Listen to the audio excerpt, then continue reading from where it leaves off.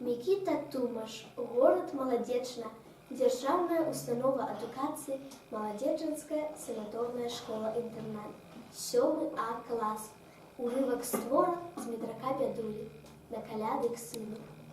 Той змерыў яе з ног да галавы, пакуль яна расказвала, што яна з вёскі да Лаўрука на каляды прыйшла і з усмешкай пусціў яе ў кухню. Тут сабраліся слугі і давай шушукацца і распытвацца.